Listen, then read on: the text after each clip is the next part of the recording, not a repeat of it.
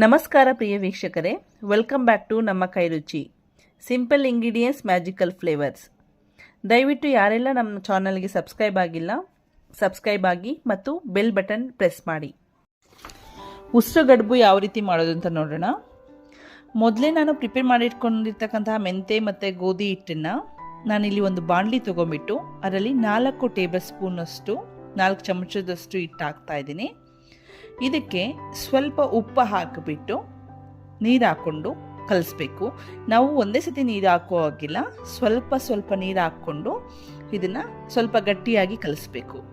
ನಾವು ತುಂಬ ಮೆದುವಾಗೂ ಕಲಿಸ್ಬಾರ್ದು, ಯಾಕೆಂದರೆ ಅದನ್ನು ನಾವು ಚುರುಳು ಕಡುಬು ಮಾಡ್ತೀವಲ್ವ, ಬಟ್ಟಲಾಕಾರದವಾಗಿ ಮಾಡುವಾಗ ಅದು ನಮಗೆ ಮಾಡೋದಕ್ಕೆ ಆಗಲ್ಲ, ಸ್ವಲ್ಪ ಕಷ್ಟ ಆಗುತ್ತೆ ಸಾಫ್ಟ್ ಇದ್ದರೆ. ಸೊ ಇದನ್ನು ಚಪಾತಿ ಯಾವ ಥರ ಕಲಿಸ್ಕೊತೀವಲ್ಲ ಅದೇ ತರಹ ಕಲಿಸ್ಬೇಕು. ಆದರೆ ಸ್ವಲ್ಪ ಗಟ್ಟಿ ಆಗಬೇಕು, ತುಂಬ ಮೆದುವಾಗಿ ಕಲಿಸ್ಬೇಡಿ, ಸ್ವಲ್ಪ ಗಟ್ಟಿಯಾಗಿ ಕಲಿಸ್ಬಿಟ್ಟು ಚೆನ್ನಾಗಿ ನಾದಿ. ಇದು ಎಷ್ಟು ನಾದ್ತೀವೋ ಅಷ್ಟು ಒಳ್ಳೆಯದು. ನಾದ್ಬಿಟ್ಟು ನಾನಿಲ್ಲಿ 10ರಿಂದ 15 ನಿಮಿಷ ನೆನೆಯೋದಕ್ಕೆ ಅಂತ ಬಿಡ್ತಾ ಇದ್ದೇನೆ. ಆದರೆ ನೀವು ಬೇಕಿದ್ರೆ ನಾವು ಇದನ್ನು ಹಾಫ್ ಆನ್ ಅವರ್ ಅಥವಾ 1 ಅವರ್ ಸಹ ನೆನೆಯೋದಕ್ಕೆ ಬಿಡಬಹುದು. ನೋಡಿ ಮುಟ್ತಾ ಇದ್ದೀನಿ, ನಿಮಗೆ ಗೊತ್ತಾಗ್ತಾ ಇರ್ಬೋದು ಸ್ವಲ್ಪ ಸಾಫ್ಟ್ ಆಗಿದೆ. ಈಗ ನೆನೆಯಕ್ಕೆ ಬಿಡೋಣ. ಈಗ ಇಲ್ಲಿ ನೆಂದಾಗಿದೆ. ಇದನ್ನು ನಾವು ಈಗ ಚಿಕ್ಕದಾಗಿ ಉಂಡೆಗಳನ್ನ ಮಾಡ್ಕೋಬೇಕು. ಚಪಾತಿಗೆ ಹಾಕ್ಕೊಂತೀವಲ್ಲ ಅದೇ ತರಹ ಬಿಲ್ಲೆಗಳನ್ನ ಚಿಕ್ಕದಾಗಿ ಹಾಕ್ಕೋಬೇಕು. ಇಲ್ಲಿ ನಾನು ಮಾಡ್ಕೊಂಡಿದ್ದೇನೆ. ಇದಕ್ಕೆ ಸ್ವಲ್ಪ ಹಿಟ್ಟು ಅದೇ ಹಿಟ್ಟನ್ನ ತಗೊಂಬಿಟ್ಟು ಇದನ್ನು ರೋಲಾಗಿ ಮಾಡಿಬಿಟ್ಟು ಈ ಬೆರಳುಗಳಿಂದ ಸ್ವಲ್ಪ ಹಿಟ್ಟನ್ನ ಹಾಕ್ಕೊಂಡು ನಾವು ಕಂಠನ ಪ್ರೆಸ್ ಮಾಡ್ತಾ ಹೋಗಬೇಕು. ಈ ಥರ ಪ್ರೆಸ್ ಮಾಡ್ತಾ ಹೋದಾಗ ಅದು ಒಂದು ಬಟ್ಟಲಾಕಾರವಾಗಿ ಬರುತ್ತೆ. ಇದು ಬೆರಳುಗಳಿಂದ ಪ್ರೆಸ್ ಮಾಡಿ ರೊಟೇಟ್ ಮಾಡ್ತಾ ಹೋದರೆ ಬುಟ್ಟಿ ಶೇಪು ಅಂದರೆ ಬಟ್ಲಾಕಾರ ಆಗಿ ಬರುತ್ತೆ.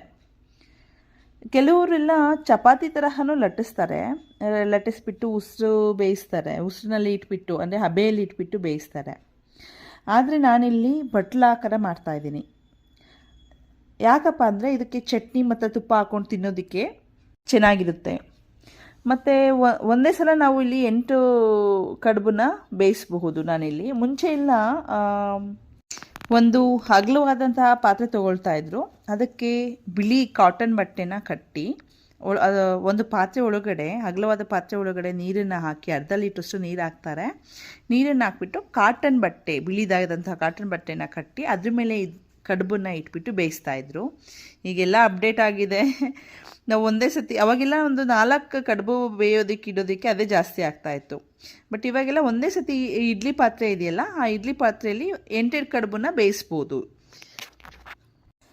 ನಾನೀಗ ಇದೇ ತರಹ ಈಗ ಮಾಡಿದ್ನಲ್ವ, ಅದೇ ತರಹ ಉಳಿದೆಲ್ಲ ಕಡುಬುಗಳನ್ನು ಸಹ ನಾವಿದನ್ನು ಸೇಮ್ ಅದೇ ಥರ ಪ್ರೆಸ್ ಮಾಡ್ತಾ ಉಳಿದೆಲ್ಲ ಕಡುಬುಗಳನ್ನ ಮಾಡ್ತಾ ಹೋಗಬೇಕು. ಎಕ್ಸ್ಪೆಷಲಿ ಈ ಊಟನ ಏನು ಕೊಡ್ತಾರೆ ಅಂದರೆ ಋತುಮತಿ ಆದವರಿಗೆ ಮತ್ತು ಬಾಣಂತಿ ಹೆಣ್ಮಕ್ಳಿಗೆ ಮತ್ತು ಹೊಸದಾಗಿ ಮದುವೆ ಆಗಿರ್ತಾರಲ್ಲ ನವದಂಪತಿಗಳಿಗೆ ಕೊಡ್ತಾರೆ. ಯಾಕಪ್ಪ ಅಂತ ಅಂತೀರಾ? ಯಾಕೆಂದರೆ ಇದು ಹೆಚ್ಚು ಶಕ್ತಿದಾಯಕವಾದಂತಹ ಆಹಾರ, ಅದಕ್ಕೋಸ್ಕರ ಇದನ್ನು ಕೊಡ್ತಾರೆ. ನಮ್ಮ ಹಿಂದಿನ ಕಾಲದಿಂದನೂ ಸಹ ಇದು ರೂಢಿಯಾಗಿ ಬಂದಿದೆ. ಇದನ್ನು ಬಿಸಿ ಆಗಿರೋವಾಗಲೇ ತಿನ್ನಬೇಕು, ಇಲ್ಲಾಂದರೆ ತಣ್ಣಗಾದ ಮೇಲೆ ತಿಂದರೆ ಅಷ್ಟು ಚೆನ್ನಾಗಿರಲ್ಲ. ಮತ್ತು ಇದನ್ನು ತುಪ್ಪದ ಜೊತೆಲೇ ತಿನ್ನಬೇಕು, ಇಲ್ಲ ಅಂದರೆ ಅದು ಅಜೀರ್ಣ ಆಗೋ ಚಾನ್ಸಸ್ ಇರುತ್ತೆ. ಹಾಗಾಗಿ ಇದನ್ನು ತುಪ್ಪದ ಜೊತೆಲೇ ತಿನ್ನೋದಕ್ಕೆ ಹೇಳ್ತಾರೆ. ಯಾಕಪ್ಪ ಅಂದರೆ ಅಜೀರ್ಣ ಆಗಬಾರ್ದು ಅಂತೇಳ್ಬಿಟ್ಟು. ಇದಕ್ಕೆ ಎಕ್ಸ್ಪೆಷಲಿ ಕಾಯಿ ಚಟ್ನಿ ಮತ್ತು ತುಪ್ಪ ಹಾಕ್ಕೊಂಡ್ರೆ ಚೆನ್ನಾಗಿರುತ್ತೆ. ನೋಡಿ, ನಾನಿಲ್ಲಿ ಕಡುಬು ಮಾಡಿಟ್ಕೊಂಡಿದ್ದೇನೆ. ಈಗ ನಾನು ಒಂದೇ ಸತಿ 8 ಕಡುಬನ್ನು ಒಂದು ಇಡ್ಲಿ ಪಾತ್ರೆಯಲ್ಲಿ ಇಟ್ಬಿಟ್ಟು ಬೇಯಿಸ್ತೇನೆ. ನಾನೀಗ ಇಲ್ಲಿ ಇಡ್ಲಿ ಪಾತ್ರೆ ಒಳಗಡೆ ಒಂದು ಅರ್ಧ ಲೀಟರಷ್ಟು ನೀರು ಹಾಕಿದ್ದೀನಿ. ಅದರೊಳಗಡೆ ಈ ಸ್ಟ್ಯಾಂಡನ್ನು ಇಡ್ತಾ ಇದ್ದೇನೆ, ಇಡ್ಲಿ ಸ್ಟ್ಯಾಂಡನ್ನು ಇಟ್ಬಿಟ್ಟು ನಾವು ಇದನ್ನು ಚೆನ್ನಾಗಿ ಒಂದು 5 ಮಿನಿಟ್ಸ್ ಚೆನ್ನಾಗಿ ಬೇಯಿಸಬೇಕು. ಇದಕ್ಕೆ ಒಣ ಕೊಬ್ಬರಿ ಚಟ್ನಿ, ಕಾಯಿ ಚಟ್ನಿ ಮತ್ತು ಮೆಂತೆ ಚಟ್ನಿ, ಇದಕ್ಕೆ ತುಪ್ಪ ಹಾಕ್ಕೊಂಡು ತಿನ್ನೋದಕ್ಕೆ ಬಹಳ ಟೇಸ್ಟ್ ಕೊಡುತ್ತೆ. ನಾನಿವತ್ತು ಕಾಯಿ ಚಟ್ನಿ ಮಾಡಿದ್ದೀನಿ.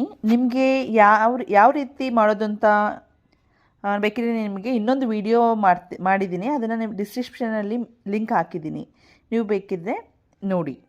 ಈ ವಿಡಿಯೋ ತುಂಬ ಲೆಂತಿ ಆಗುತ್ತೆ ಅಂತೇಳ್ಬಿಟ್ಟು ನಾನು ಇನ್ನೊಂದು ವಿಡಿಯೋ ಮಾಡಿ ಚಟ್ನಿ ಯಾವ ರೀತಿ ಮಾಡೋದು ಅಂತೇಳ್ಬಿಟ್ಟು ಇನ್ನೊಂದು ವಿಡಿಯೋ ಮಾಡಿಬಿಟ್ಟು ಹಾಕಿದ್ದೇನೆ. ಅದು ಡಿಸ್ಕ್ರಿಪ್ಷನ್ನಲ್ಲಿ ಲಿಂಕ್ ಹಾಕಿರ್ತೀನಿ, ನೋಡಿ ನಿಮಗೆ ಬೇಕಾದರೆ. ಮತ್ತು ನಿಮಗೆ ನೋಡಿ ಈ ರೆಸಿಪಿ ಇಷ್ಟ ಆಯಿತು ಅಂತ ಅಂದ್ಕೊಂಡಿದ್ದೀನಿ. ನಿಮಗೆ ಈ ರೆಸಿಪಿ ಇಷ್ಟ ಆಗಿದ್ದರೆ ದಯವಿಟ್ಟು ಲೈಕ್ ಮಾಡಿ, ಶೇರ್ ಮಾಡಿ ಮತ್ತು ಬೆಲ್ ಬಟನ್ ಪ್ರೆಸ್ ಮಾಡಿ. ಎಲ್ಲರಿಗೂ ಧನ್ಯವಾದಗಳು. ಹೀಗೆ ನಮಗೆ ಸಪೋರ್ಟ್ ಮಾಡ್ತಾಯಿರಿ. Thank you.